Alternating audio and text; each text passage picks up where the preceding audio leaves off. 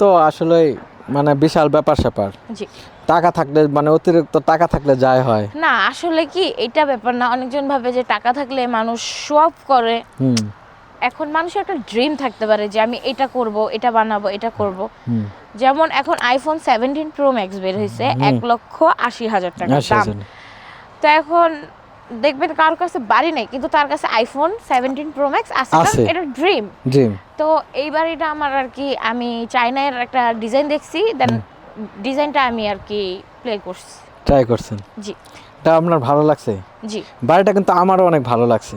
জি অবশ্যই। আচ্ছা আপু, আপনার নামটা জানি কি বলছিলেন আমার মনে নেই। ঐশরাত। ঐশরাত। জি।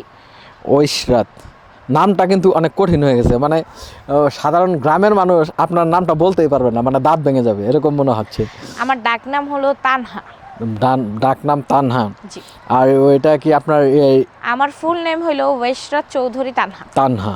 তো সুন্দর নাম আপনার। আচ্ছা ঐশরাত নামটা আপনার, এটার মানে অর্থটা কি?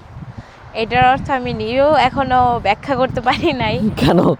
মানে প্রত্যেকটা মানুষের কিন্তু একটা নামের ব্যাখ্যা থাকে। অর্থ হইলো একা, এটা একা, এটা ঠিক আছে, কিন্তু এটা চৌধুরী, আমিও জানি, মানে আমি কিন্তু আসলে মনে করেন যে বংশ।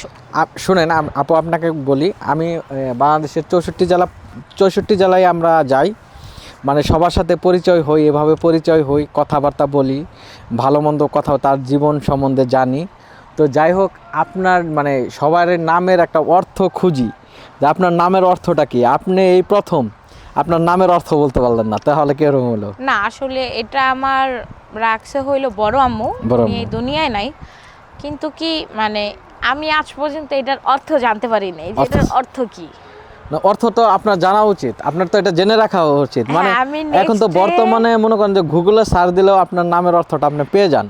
আমি নেক্সট ডে আপনার সাথে যখন আবার করব আমি এটার অর্থ অবশ্যই দেব। অর্থ না, তা আপনি মানে কি ঘুমান বেশি না খান বেশি?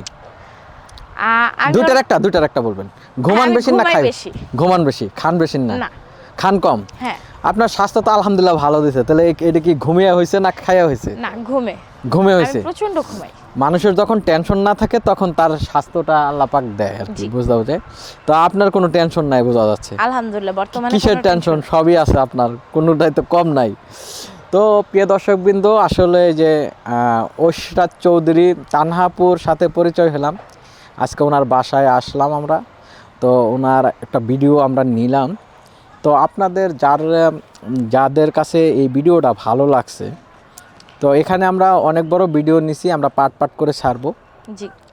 তো আপনারা আমাদেরকে কমেন্ট বক্সে জানাবেন এই আপুর কথা কেমন লাগলো, ভালো লাগলে অবশ্যই নেক্সট টাইমে আবার ভিডিও নেব ইনশাআল্লাহ। হ্যাঁ, তার সম্বন্ধে আরও কিছু জানবো, কমেন্টে আপনারা অবশ্যই জানাবেন।